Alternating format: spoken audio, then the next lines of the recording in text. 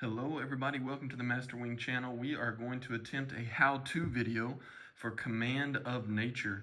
You are waiting to get the game or you already have the game and you just don't like reading the rule book. At the time of this recording, there's not a whole lot of content showing you how to play, and so I just wanted to make a somewhat quick video kind of explaining the setup and how the turns are going to go. So at the end of this video, I will show you kind of a mock game with my opponent, just to show you how gameplay really looks like.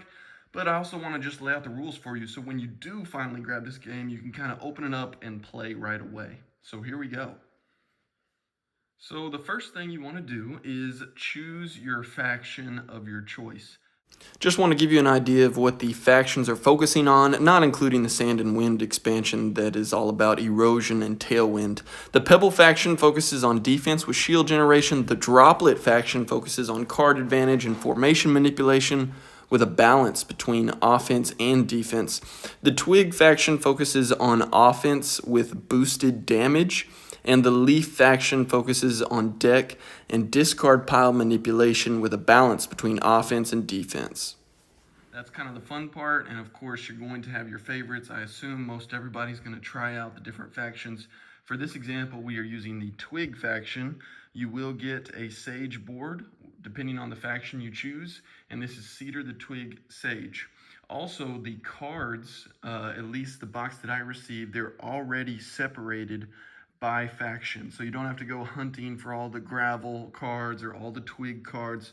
They're already separated for you. Now, of course, if you have the sleeves, you're going to want to sleeve these, and we went super extra and put them all into top loaders, but still, they should be separated for you when you get the game. You can tell that these are not marketplace cards, and we'll go over what the marketplace is later. But basically, you want to make sure that they all have this bottom star here at the bottom left corner. And that should ensure that you have all 17 cards of your particular faction. So that's the first step, choosing your faction. Then what you want to do, we're going to go straight into the setup, and then we'll talk about how the turns go. You want to find the 3 champions in your faction deck. So we are going to look, and it should say champion at the top, and it should tell you the level they're at. I know the camera's a little fuzzy there, but Calamity Leopard is an elemental champion level 8. So that's one champion. This is level 6, the Horned Hollow, that's another champion. And then Vix Vanguard, he's level 4. So you find your 3 champions, and you're going to put them face down based on their level onto your Sage board. All right? So we'll go with level 8 right here. Okay. Level 6 goes right here. And level 4 right here. And we are going to talk about why they are face down there in a second. We're just going through the setup. Then you want to find your basic elementals, and they are going to form the top 3 cards of your pyramid. So you can see basic at the top, timber will be out there, another timber. They should all have the same name, and another timber. And you will have another timber left over, but that'll be in your deck. Then you want to find your sage. This is your main guy. So the whole point of the game is to defeat the other faction's sage. If this sage dies, you lose.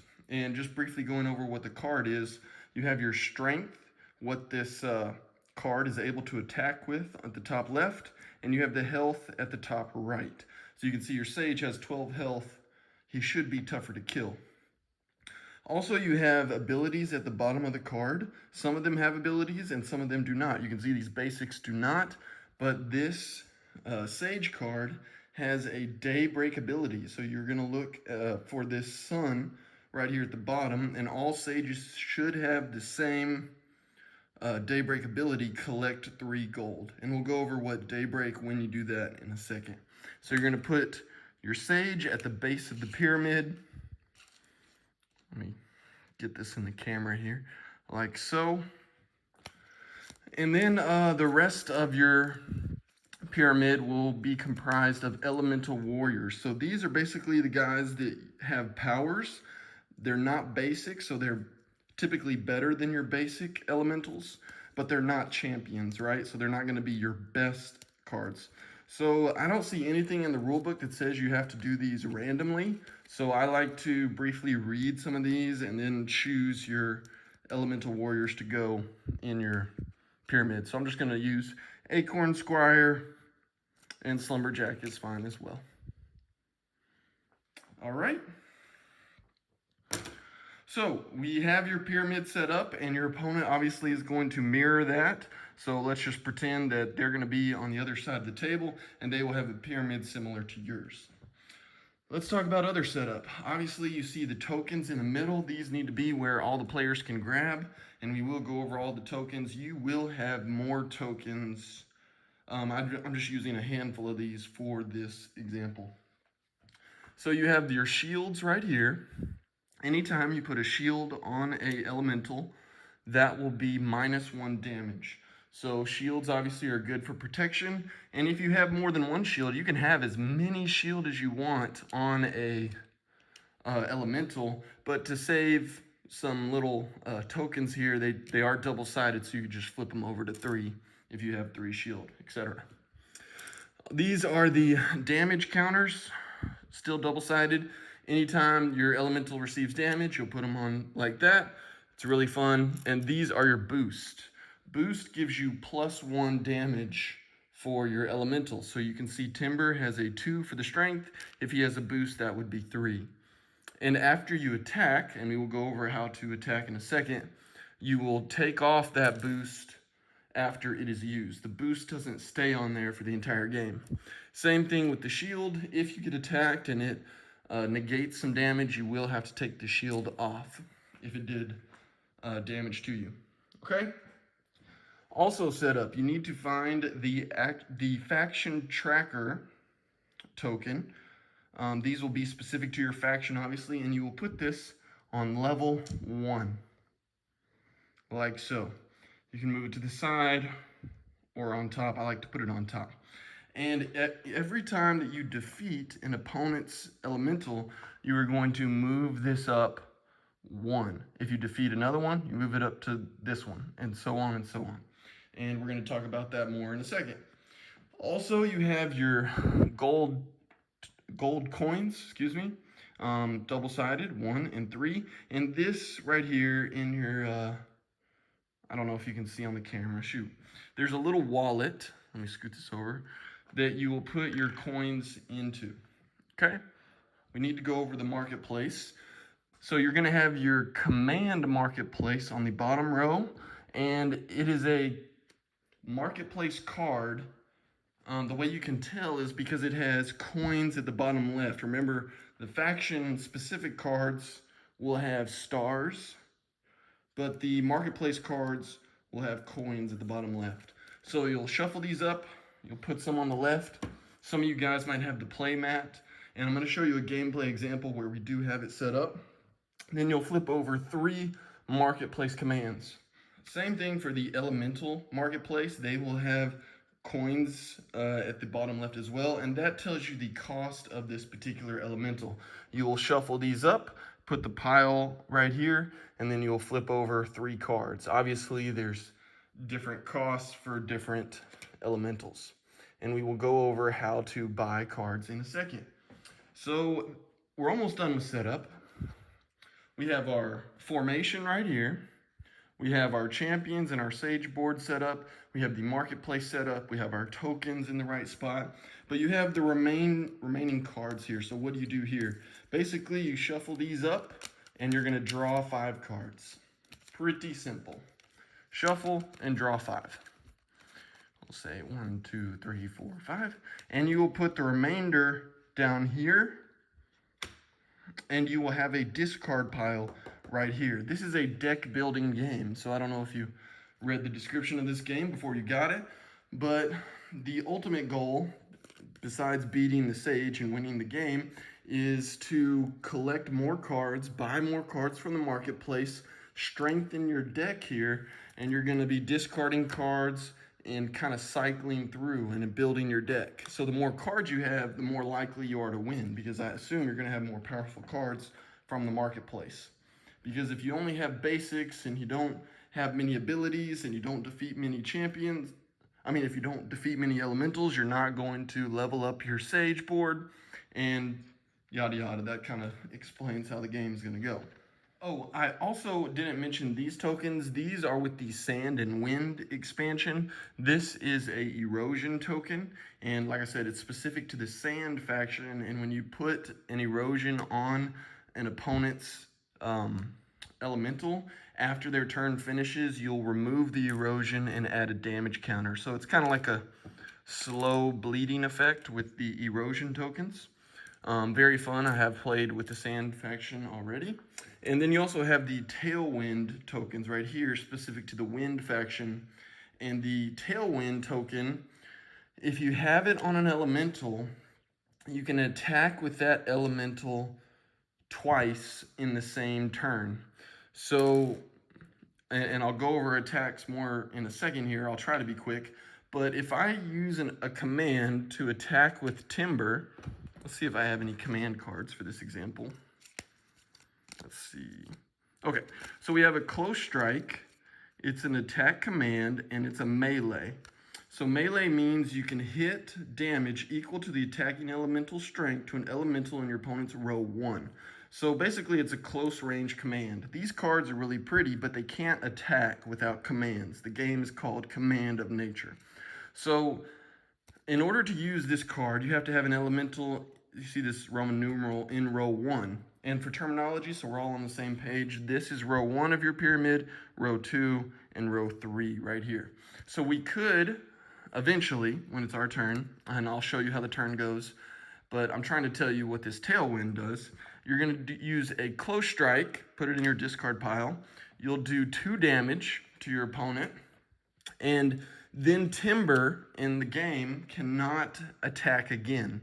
This is a nice balancing effect because you could get a really powerful card here and then just play a bunch of these, like attack, attack, attack, and then this card, all he does is just repeat himself. You can't do that.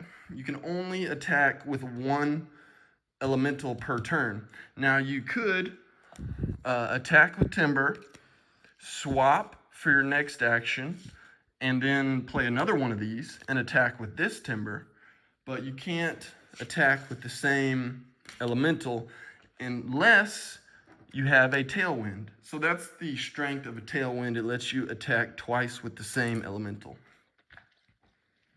All right, so we went over all the tokens finally. We got our marketplace set up.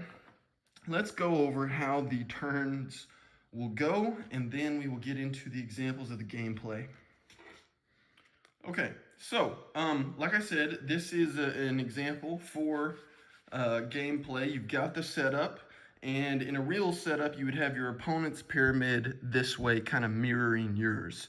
And you also might want to have the marketplace turned a little so both players could see. I'm sure there's some accessories out there, or maybe a Lazy Susan where you could kind of rotate the marketplace so both players can see. I'm just pointing it this way so the camera can see for you guys. So, turn order. The rule book literally says if you have more house plants in your house than your opponent, you get to go first. That's really in the rule book. I don't know how you want to determine who goes first, but if you go first, you do not start off with gold. If you do go second, if you do not go first, you get to start off with 3 gold. So I would put 3 gold if I'm going second into my little wallet on the sage board. But we're going to pretend that we're going first here in this scenario. And the turns go in 4 different phases. And the first phase is your daybreak phase. This is where you're going to activate your daybreak abilities. Remember, your daybreaks have the little sun icon at the bottom left. So Slumberjack says add 1 boost to an elemental in your row 1. So obviously I would want to take advantage of Slumberjack, and I'd add a boost to Timber right here to make him more powerful. Also, your Sage, everybody should have a daybreak ability to collect 3 gold. If I can grab the coin, there we go. Coins will be helpful. And those are all the daybreak effects I have. I noticed on the sand faction that there's a lot of daybreak abilities, where some might not be centered or focused on those daybreak abilities. The rulebook says if you skip a daybreak ability, you don't get to come back and do it. So please remember to activate your daybreak abilities. So once we've done the daybreak, then we go to phase 2 of your turn. And phase 2 is where a lot of the action, or a lot of the action happens, is phase 2. There are 4 different actions with a possible 5 that you can do on your turn. You get 4 action points, as the rulebook says. So, and they're all listed on a sage board. I'm using the the pebble sage board as an example so you can see it closer, but I would be using the twig sage. They're both the same. I just didn't want to mess up our setup here. But basically, you're going to look right here. It tells you what actions you can perform on your turn. You could spend 1 action to summon an elemental from your hand to your formation. So that would just mean playing a card from your hand. It doesn't cost anything to play. It's just an action. That's the cost. But since our pyramid is full, I wouldn't be doing that. Also, you can play a command from your hand. There are obviously several different commands here that I can play, but this is a command.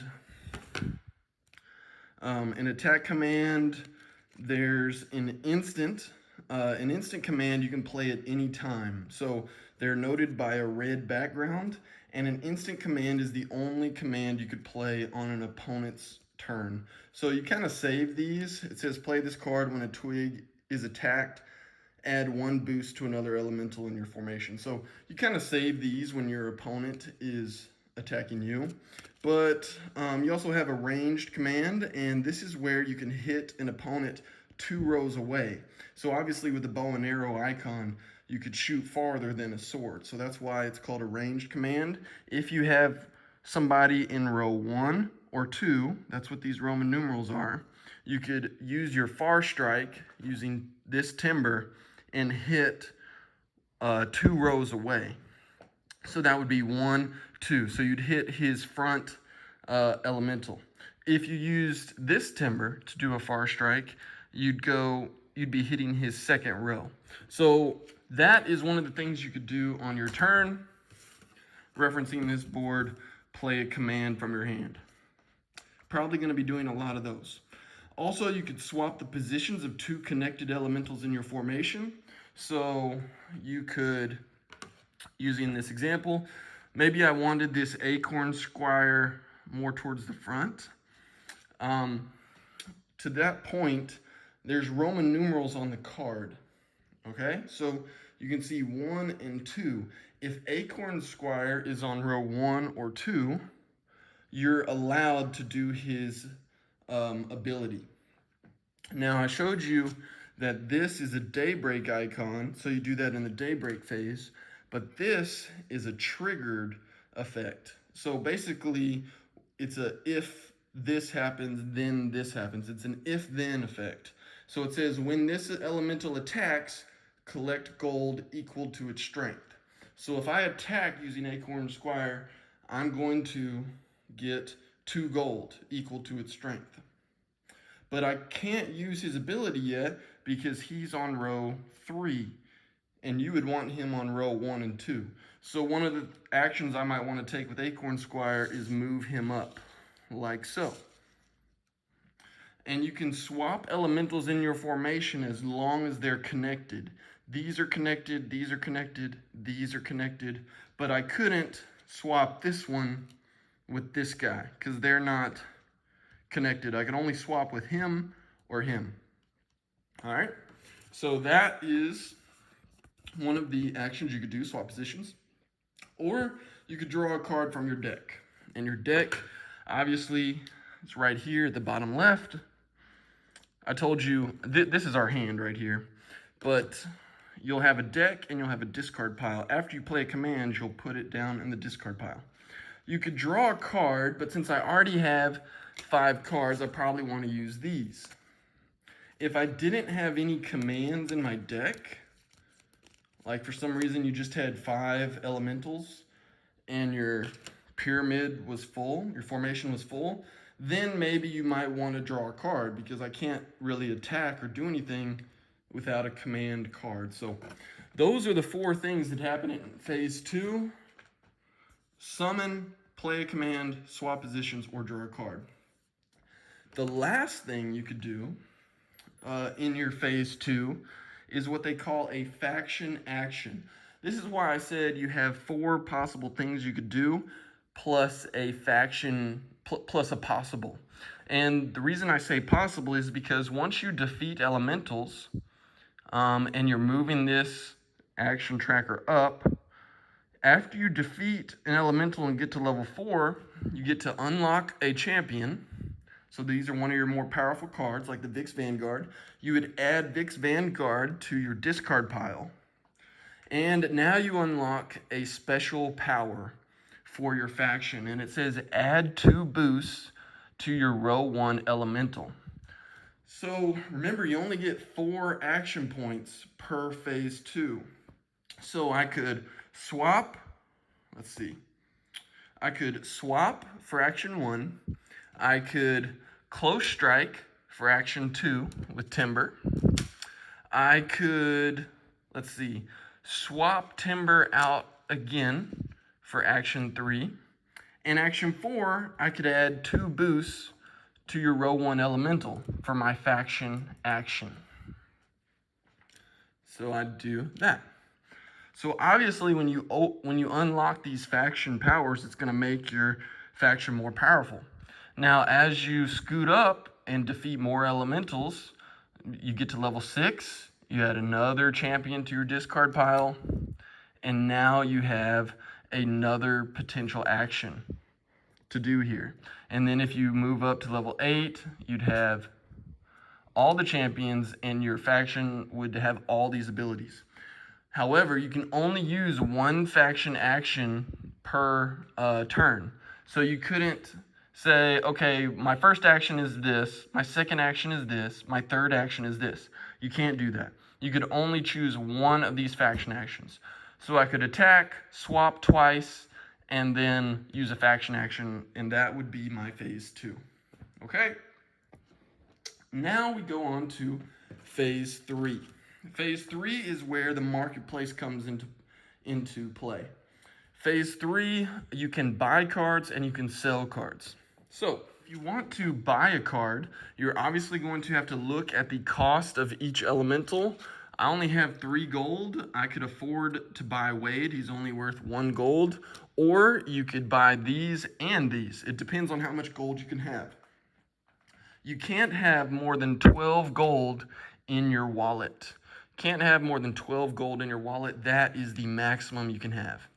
Okay, so I am leaning towards more commands because I have plenty of elementals here. So I might want to save up for this elemental incantation. It says discard 3 cards from your hand, choose up to 6 elementals in your opponent's formation, and deal 1 damage to each of them.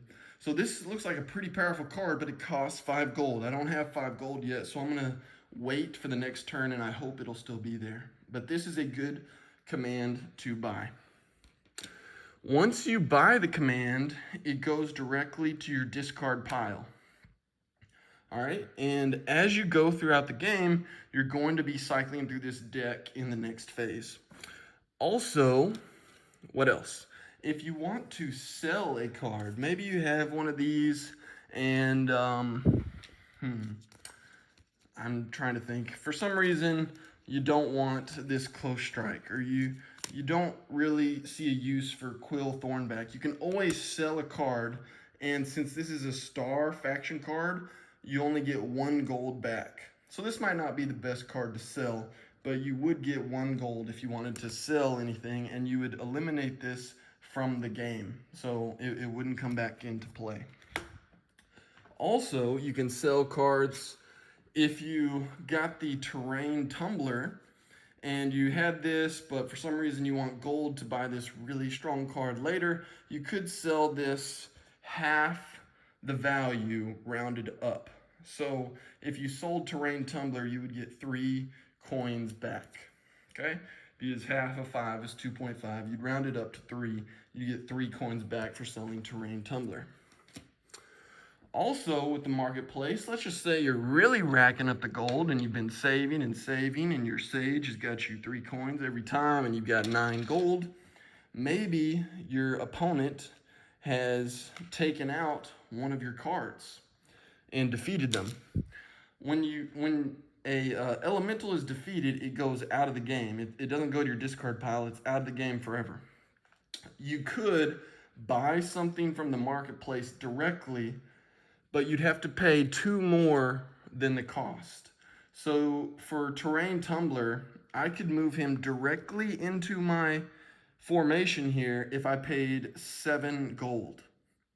If I just wanted him in my deck, I'd pay 5 and he'd go to the discard pile. But if I want him directly in my formation, I would pay 2 more than the cost, which would be 7. All right? And once you buy something from the marketplace, you immediately have to refill it like so. The only other rule on the marketplace, you could also spend 1 coin from your wallet, not the supply, but from your wallet. You could spend 1 coin to refresh one of these marketplaces. So if I wanted to, I don't like any of these cards, I could spend 1 and get rid of all those 3 and flip over 3 more. All right, so that's basically phase 3 and the things you could do on the marketplace. You could buy a command, you could buy an elemental, you could sell a card, and you could buy one and overpay to directly bring it to your formation. Hope that makes sense. It sounds complicated, but it's really not. I'm just going slow so we can all understand. I will show you an example here in a second. And the last thing on your turn is you are going to do your phase 4 cleanup phase. So phase 4 cleanup phase, you would discard cards you don't want, and then you have to draw cards so that you have 5 remaining in your hand. So in my deck here, I have 2 cards. I would draw 2 cards. But let's just do another example. Let's say I got rid of Quill Thornback and I got rid of these 2, discarded these 2, and I'd only have 1.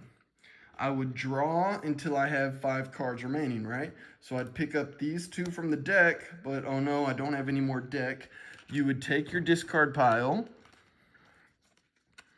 shuffle them up, right? And then you would draw 2 more cards so that I have 5. 1, 2.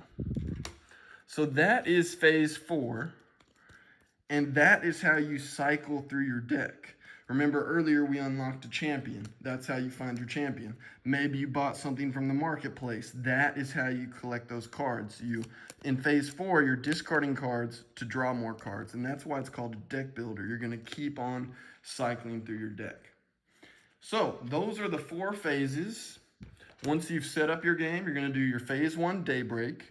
You're going to do your phase 2 where you can do these actions. Remember, you get 4 actions in phase 2. Then phase 3, you do the marketplace if you want to buy or sell anything. You don't have to, but you can. And then phase 4, you do the cleanup phase, and that's where you're discarding and then drawing so that you have 5 cards left. After that, your turn is done. Also, one rule that I neglected to tell you, which is very important, is you can never have an empty row 1 or row 2 if you can help it. What I mean by that is if your opponent defeats your row 1 elemental, you have to fill this row 1 spot. So I'd put Acorn Squire up here, and you can't have a blank row 2 or row 1, remember? So I'd have to move up another card right here. Okay, so let's go back to the base setup, and I'm going to go through a couple mock turns, and then I'm going to show you some gameplay against a real opponent so you can understand how it goes. I won't do as much explaining, but hopefully it makes sense. So it's my turn. I do not get to, it's the first turn in the game. I don't get to start with gold.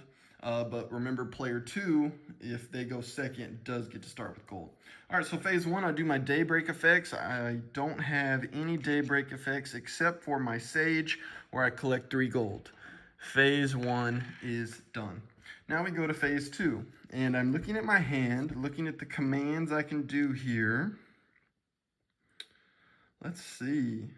So this is a cool card. It's called a ritual command, and each faction has its own ritual. And I don't think I went over these instructions because there's a couple different types of cards. But the ritual command gives you a power, but you have to have 3 of the same faction connected. So I have 3 twigs connected here. They're all touching, so I am able to do this command. It is important to know that from the marketplace, you could buy any type of faction. So I could have some droplet players in there or some leaf elementals in here. And so your pyramid could look very colorful and mixed up. And if you don't have three connected elementals, you cannot use this command, okay? So, I have 3 connected here. Add 2 boosts to an elemental in your row 1. If you have at least 2 basic elementals in your formation. I do have 2 basic elementals in my formation. I have 3 connected. So I'm going to do my first action. I'm going to use the twig tradition. I'm going to add 2 boosts to timber here. Whoops, like so. That's action 1. Then action 2, I am going to do a close strike. Remember, this is a melee. Deal damage equal to the attacking elemental strength to an elemental in your opponent's row 1. That's action 2. So 2 plus 2, that would be 4 attacking. And your opponent would add the damage counters to it. Now that would probably knock out their timber. And so my twig tracker here would go up 1. All right. However, there is some instant cards out there like this one that my opponent could play. I think every faction has a natural restoration. They could play this instant and reduce the damage dealt by 1. So in this hypothetical, I think I would probably knock out a guy, but maybe he has a card that could reduce the damage. So that was action 2. Then I'm going to, remember, I can't attack for more than 1 time on this timber. So let's see, I've got 2 more actions left. I'm going to move Acorn Squire up. Remember, you can swap, so I'm going to move him down. This would be action 3. And so this guy has a triggered effect. It says, when this elemental attacks, collect gold equal to its strength. So I just so happen, remember, he has to be on row 1 and row 2 for this effect to be active. I do have a Far Strike ability. So you can use Far Strike if it's on row 2. Deal damage equal to the attacking elemental strength to an elemental 2 rows away. So remember, my opponent probably took that damage to the face and knocked out his elemental. He had to replace immediately because his row 1 cannot be empty. So he's got another elemental right here. I'm going to use a Far Strike using Acorn Squire for my turn 4, or my action 4. And I'm going to do 2 damage to his row 1 right there because it's 1, 2. Because that's a ranged attack. And since this is a triggered effect, we get to, when this elemental attacks, collect gold equal to its strength. I get to collect 2 gold. And that was my phase 2. So we, just to review, we, let's see, we did this ritual command, we added boosts, we attacked once, we swapped Acorn Squire, and we did a Far Strike. So we got to attack twice. Now we go to phase 3. I've got 5 gold in my wallet, and I like this command here. It lets me discard 3 cards from your hand, choose up to 6 elementals in your opponent's formation, and deal 1 damage to each of them. I have 5, so I'm going to spin my 5 and add it to my deck. And you just put your coins back into the middle. And that's the end of my phase 3. We will replace the marketplace And now we go on to my phase 4, my cleanup phase. I'm gonna discard timber, and I'm gonna draw 4 cards. 1, 2, 3. Oh, I'm out, so I gotta shuffle my cards here. And usually I let my opponent start doing their daybreak effects while I shuffle and draw my card. And that is my turn. Boom. So you're gonna see some of the same cards again. Obviously, you're gonna have your Twig Tradition, and some of these decks thrive on seeing a lot of your discard pile and things like that. Let's go on to turn 2 and do our last mock turn, and then I'm gonna show you some gameplay. Okay, so we are on our turn 2 of our mock gameplay. I am noticing this timber, we attacked with it last turn, and once you attack with your boosted elemental, the boosts come off. So these should not be here anymore. All right, so turn 2, we're gonna do our daybreak effects. We will collect 3 gold. Thank you, Cedar the Sage, right there. Then we are going to go into our phase 2, and let's see what we can do here. What did we draw? Yes, these guys. Okay, so it's gonna look like a similar turn, it looks like. However, I'm looking at this Quill Thorn back here, and he needs to be in row 1 for him to be able to do anything. It says when another twig elemental in your formation ranged attacks, add 1 boost to this elemental. So that's something to think about if we want to get Quill up to the front. We've got Slumberjack and a Close Strike. So while we still have our twig elementals, I think I'm going to do another Twig Tradition, like so. I'm going to add 2 boosts to my row 1 elemental.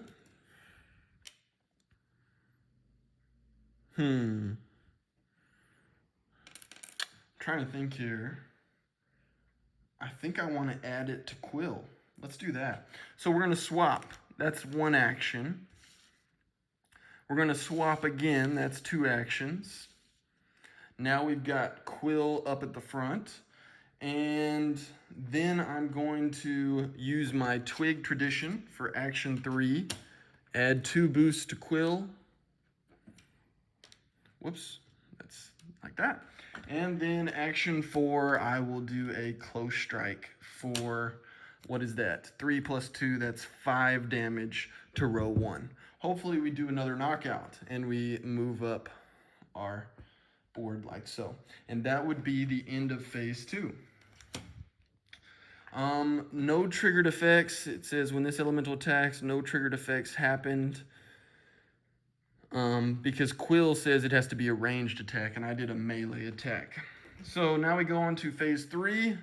My marketplace, I only have 3 gold here. Let's see. You know what? I'm gonna buy this Eclipse Scythe. It looks like another interesting command. Deal damage equal to the attacking elemental strength to an elemental in your opponent's row 1. Then add 1 boost to a connected elemental. So basically, it's another way to melee attack and boost my guys that are connected. So I would spend my 3 gold, put him in the discard pile, like so. Now we're on to phase 4. I don't even have, where'd my cards go? I think I accidentally put my cards in the discard pile. I think I had these 3. All right, so now we go on to phase 4, and we're drawing cards. And my turn is done. So those were 2 mock turns. Let me show you some real gameplay. I hope this was helpful. Let me know in the comments if something was misunderstood or if I did something wrong. But please like and subscribe for me and check out this gameplay. Thanks. Hey guys, here we go into a real game. I am going first in this one, Leaf faction versus the Droplet faction. I'm doing my Daybreak abilities, collecting my 3 gold, and I'm already going to make a mistake here. I do a Daybreak ability for my Thorn Fencer, but as you can see, the Thorn Fencer has to be on row 1 for that ability to be active. So I add a shield there, and I shouldn't, so error there. But I do kind of a fun thing here. I moved the Thorn Fencer up to row 1 pretty quickly here. Kind of going with a fast attack approach. He does have 2 strength, and eventually he would have a boost on there if I used his Daybreak ability correctly. But so my first action, we move up 1. I hit my droplet opponent for a close strike with my Sprout card, and I think my opponent uses a instant to reduce that damage by 1. So the basic over there is not dead, but then I move up my Thorn Fencer, and that possum takes out his droplet guy, and I get to move up my faction tracker up to level 2. Fast forwarding a little bit, my opponent is going after me. I think he has a ranged attack, and he's hitting my row 2 basic elemental. I use my instant. I'm kind of trying to narrate the game, obviously. I reduce that damage by 1, so I'm still alive, and then he swaps in with his Riptide Tiger. His ability, when this elemental enters your row 1, draw a card. So that's a nice little ability there. Remember, the Droplet faction is all about formation and orienting your cards in a good pyramid to strengthen your faction. My faction, on the other hand, is all about going through the discard pile and cycling through those cards. It's a pretty balanced faction, to my knowledge. Again, I'm not going to show you the whole game. I just wanted to show you how we're going through the cards. It looks like my opponent did buy something from the marketplace. And is it our turn yet? Let's see. He also has River Rogue, which is a cool card. He has a Daybreak ability. Swap the positions of an elemental in your row 2 and an elemental in your row 3. So that kind of saves you actions with the River Rogue. There we are with our Daybreak ability. We collected our gold, and we used the Thorn Fencer appropriately. We added a boost to that possum. And let's see, what else are we going to do? We do have Botanic Fangs in the back. You can see if he's on row 1 or 2, when an elemental enters your formation, collect 1 gold. If that elemental is a leaf elemental, collect 1 additional. So the Botanic Fangs isn't going to help me immediately, but once I move him up and get another elemental into the game, I'll be able to collect some more gold here. So it looks like I did a swap, and I'm just looking at my cards trying to figure out what to attack with. Let me know in the comments what your favorite faction is. I've only tested out a couple of these. I'm having a hard time choosing. The artwork is just so awesome, and the mechanics, I'm really enjoying it. It's more challenging than I thought it would be, but not like just overwhelmingly challenging. It's not mindless. We have a hard time with Uno. It just bores us, the Uno games. Far Strike, here we go. So that will hit 2 rows away. I'm hoping I do that with the Thorn Fencer since he is boosted. Let's see. Who am I going to attack? Okay, so I did my Far Strike with a row 2 elemental because you can see his polar bear. No, not polar bear. The Riptide Tiger got 3 damage counters on him. Then I use a ritual command, and I will show that ritual command on the screen. So that Leaf Lullaby was the ritual command, and it lets me take 2 cards from the discard pile back into my hand. And then my last action, I do a melee attack with my Thorn Fencer, and I am taking out a couple of his guys pretty quickly. So that's nice. I move on to my phase 3, and you saw I just bought that Kangaroo. I think that's the name of the card. We'll put it up on the screen. It has a Daybreak ability from the Sand faction, and it can just hide in the back in row 3 and do its Daybreak ability. So I kind of like that Kangaroo card.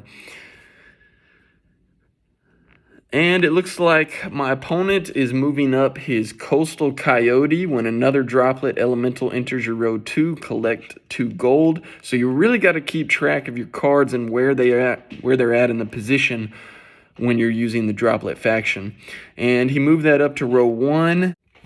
And it looks like he did take out my poor little basic sprout in row 1, and that moves up his droplet faction tracker to level 2. I'm at level 3, and this game is neck and neck. I think droplet ends up winning this game. We go back and forth, but he really utilizes his formation well, and I didn't cycle through the deck as much as I should either.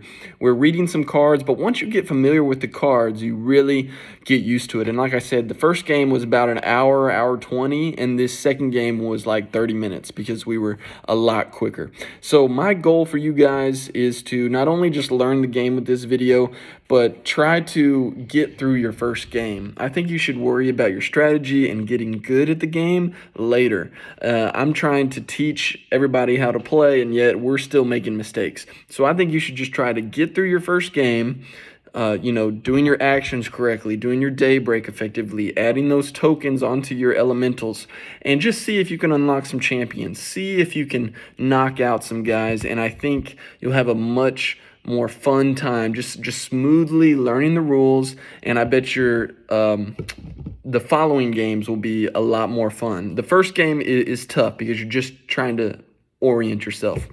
Anyway, guys, I hope you enjoyed it. I'm long-winded. We don't make a lot of how-to videos, but please support the channel by liking and subscribing. Greatly appreciated. Thank you in advance, and enjoy playing Command of Nature. See you next time. Peace.